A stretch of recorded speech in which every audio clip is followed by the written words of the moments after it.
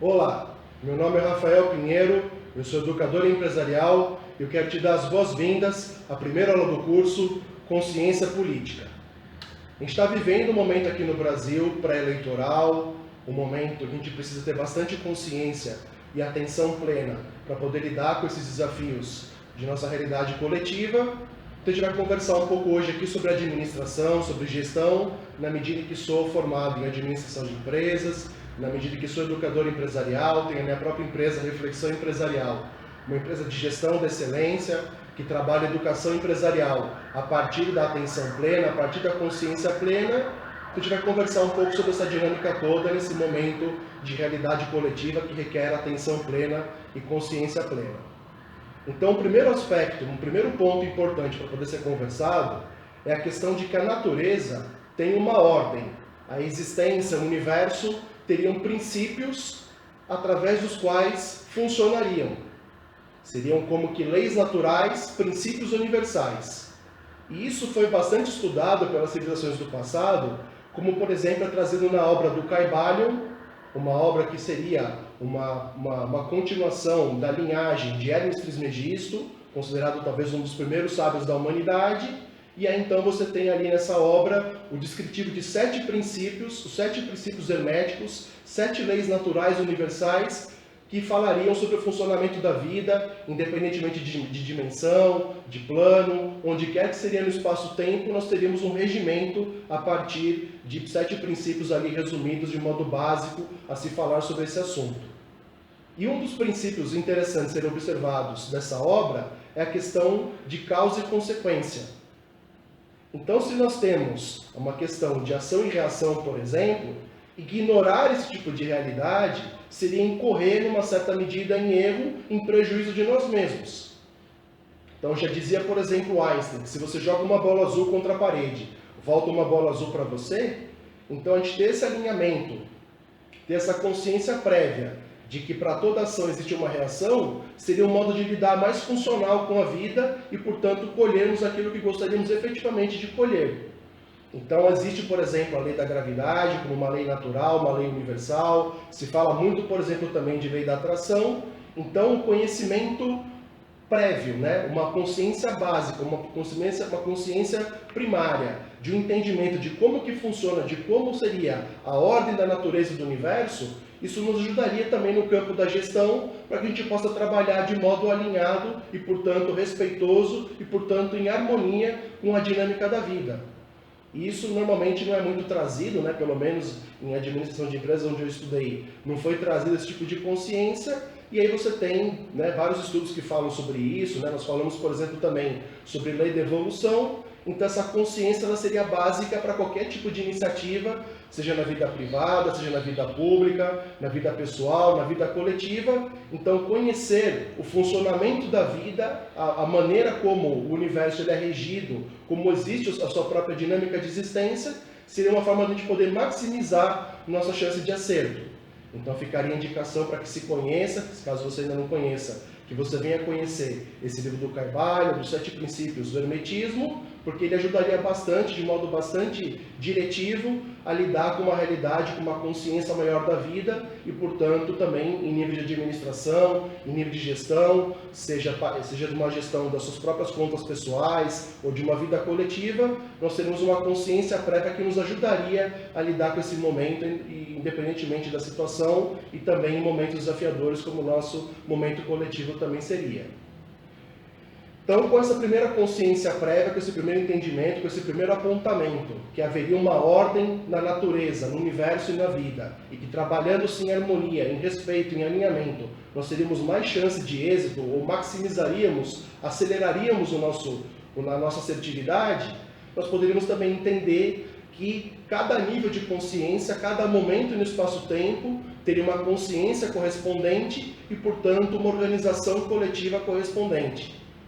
Então, se a gente pegar para ver a história da humanidade, a realidade dos primeiros hominídeos, era uma relação um tanto quanto hostil, era uma consciência mais primitiva, que não permitia uma ordem um pouco mais consciente, um respeito maior entre as pessoas. Então, cada momento da nossa civilização, da nossa coletividade quanto humanidade, vai ter uma consciência específica e uma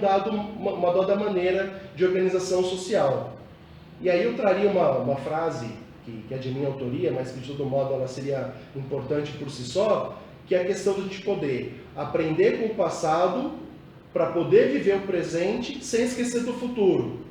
Então, se nós temos diversas civilizações na história da humanidade, diversos momentos na nossa realidade coletiva, por que não procurar compreender sobre como seria esse nosso momento em particular e, portanto, ter uma adequação de nossas convenções de modo a poder atender uma consciência diferente do que era no passado.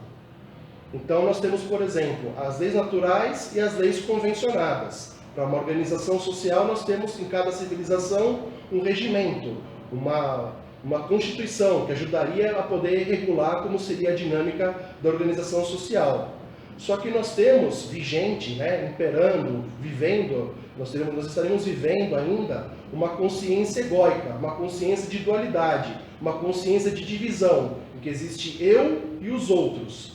Só que se a gente olhar um pouco mais profundamente para a vida, numa dedicação um pouco mais ampliada, a gente poderia perceber que haveria uma unidade entre todos nós e não uma divisão. Que as formas aparentariam uma divisão, mas a gente tem, por exemplo, em comum o ar que respiramos e é, por exemplo, através de uma contaminação do ar, Em realidade, na China, por exemplo, que vem afetar todo mundo por consequência. Então nós falamos de causa e consequência, nós falamos sobre um princípio de unidade além da dualidade. Então esse tipo de consciência, esse tipo de conceito, ele apoia, ele ajuda numa questão de gestão, numa questão de vida coletiva. Então esse entendimento também seria basilar, seria importante ter-se atenção em relação a ele, para que nós entendamos sobre como superar essa consciência egóica, essa consciência do conflito, essa consciência da divisão, porque quando a gente tem solidariedade, quando a gente tem o trabalho conjunto, nós conseguimos ir mais longe, como foi o que nos trouxe, enquanto coletividade, para o presente estágio evolutivo, e também seria essa perspectiva da comunicação harmônica que nos levaria para uma nova situação, para um próximo patamar na nossa história da humanidade. Então, para uma gestão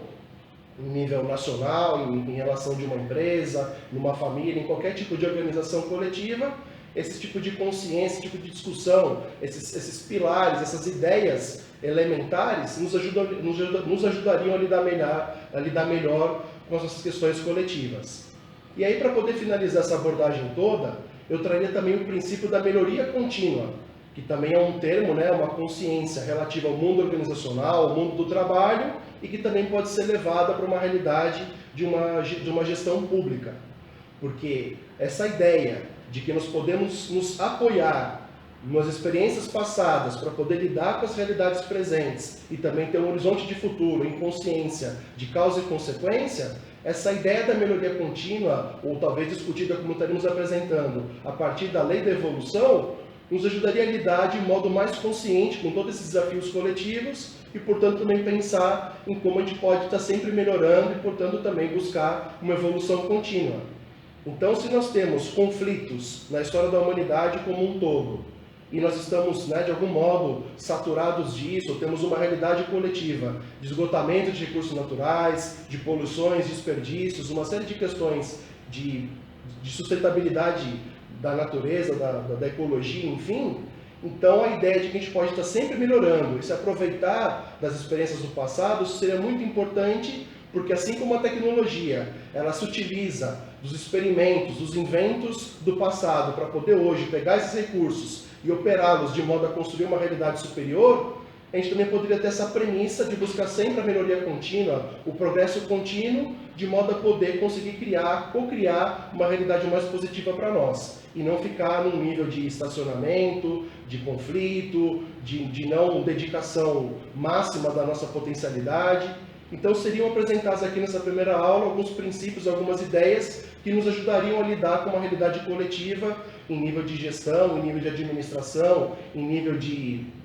governo, porque somos todos corresponsáveis inevitavelmente pela nossa realidade coletiva. Como já dizia o psiquiatra Augusto Cury, então a gente estaria discutindo nessa primeira aula princípios de organização, ideias que nos ajudariam a lidar com esse tipo de momento, de modo que a gente possa ser autorresponsável e daqui para frente co-criar uma realidade cada vez mais positiva para todos nós.